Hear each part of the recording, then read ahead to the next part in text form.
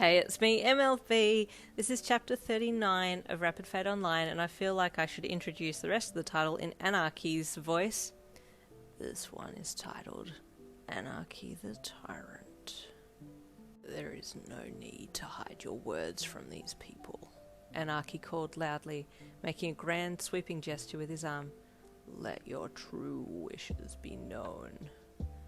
Anarchy, Lord, I must insist, Butterfly said, his tone starting to show signs of his patience running thin.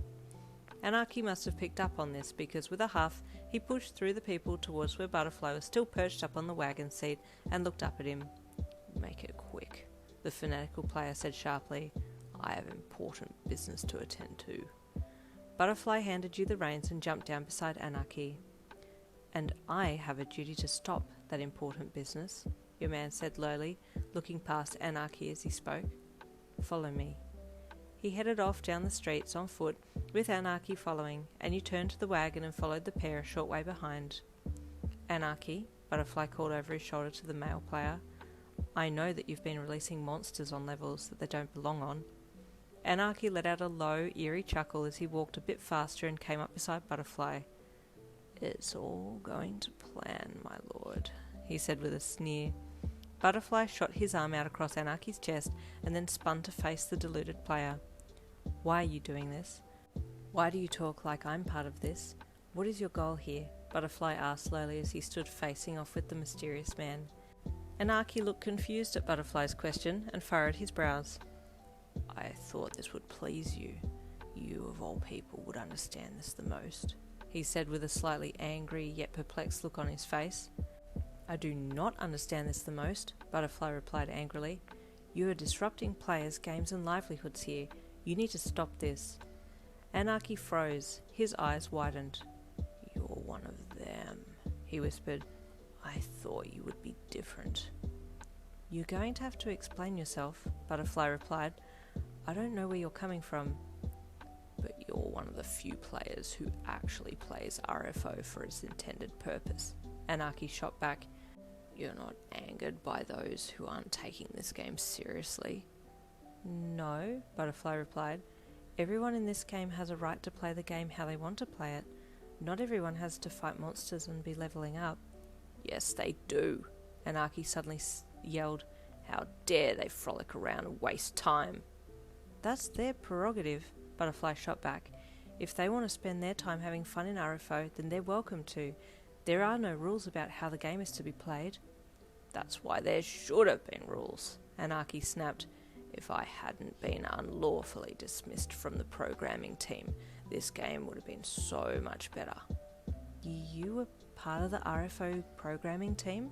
Butterfly almost stuttered. Yes, Anarchy replied bitterly, but the rest of the team didn't agree with my philosophy. They had the same ideas as you. Everyone being free to do what they want to do in the game, whereas I wanted to enforce laws. Everyone would have to fight for their lives and strive for greatness, he said with manic excitement. If they sat idly, a monster would be assigned to them to torment them daily until they leveled up, he cackled. But no, he continued, his face darkening.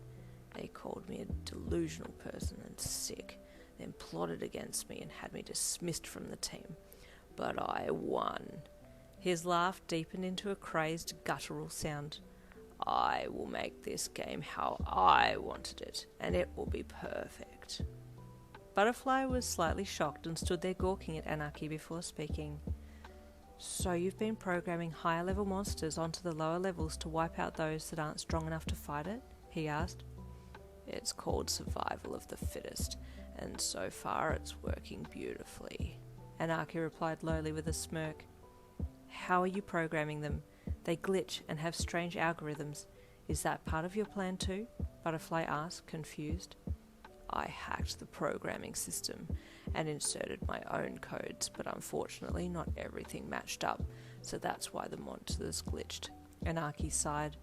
The system recognizes that something is wrong, but can't quite delete my codes because I've made the monsters as close to AI as possible. They learn as they fight. Glorious, isn't it? He sneered. Butterfly stepped back with fear. You're insane, he whispered. Join me, Anarchy said with an evil sneer. You are the number one player. You understand the ways of RFO. We could wipe out the entire idle population and start again. Create a race of strong fighters that are ready for battle. I refuse, Butterfly replied sharply. In fact, I challenge you to a duel. If I win, you cease this nonsense and never mess with the RFO programming again. And if you win, I'll join you in your quest. Anarchy roared, laughing. I like you. This is indeed the true mark of a man. I will accept your duel because I'm in need of you on my team. Oh, I don't intend to lose, Butterfly said lowly. My intention is to stop you. Let's see you try, Anarchy said with a smirk. And since you're going to be defeated, I will let you make the terms and conditions, he added magnanimously. 2 days' time, level 15, 6 p.m. game time, in the arena, Butterfly replied confidently. Done deal, Anarchy said as he stepped to the side and walked past Butterfly. When you're on the ground, dying, watch me as I take your foxy lady and make her my own. Butterfly gasped silently and spun to say something to Anarchy, but he had vanished into thin air. The minute the creepy player had vanished, you jumped off the wagon and ran over to your man, throwing your arms around him.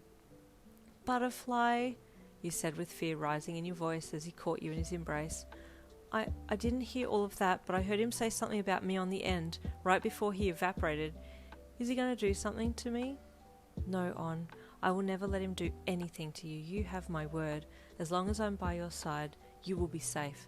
And trust me when I say that, I'll be by your side forever.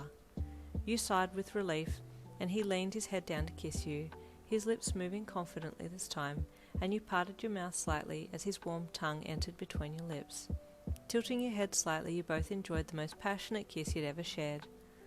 I will never let you come to any harm, Butterfly promised again, after pulling back from the kiss. Well, let's hope Butterfly kicks his ass. I'm ready for that to happen. What about you guys? Stay tuned for the next chapter, chapter 40, coming tomorrow.